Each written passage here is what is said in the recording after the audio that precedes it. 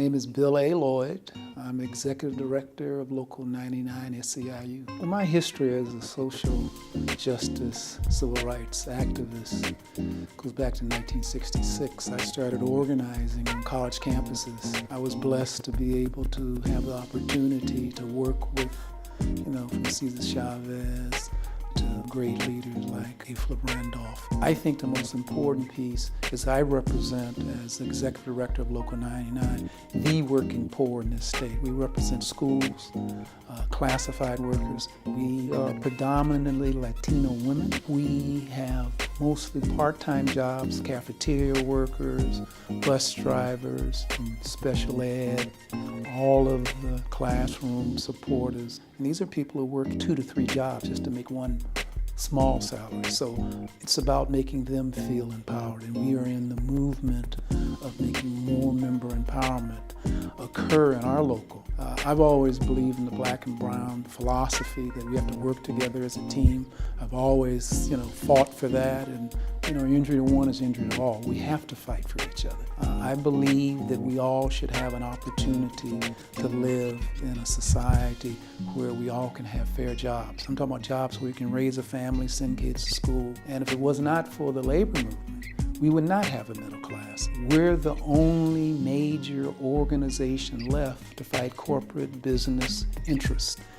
The greed is beyond comprehension. For a person to make 2,000 times more than a worker, for an hour of work is insane. We don't even have jobs because they're more interested in profit.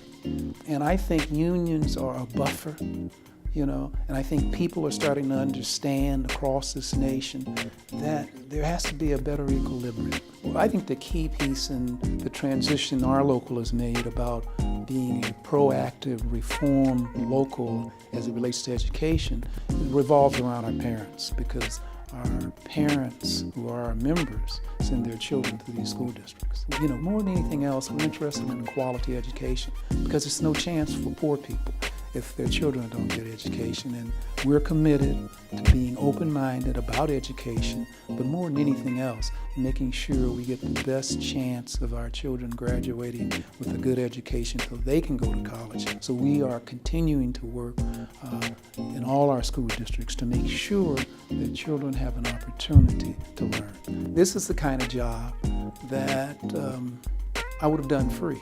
It's like being an artist or, playing an instrument. I look at it, I'm a human civil rights, social justice activist. I never made the transition out of that. I just, for some reason, they start paying me to do it. I am honored to receive the Burt Corona Award. He is someone that I honor. I just hope that in some ways, some of the things I have done have reflected on the glory of what he did before me.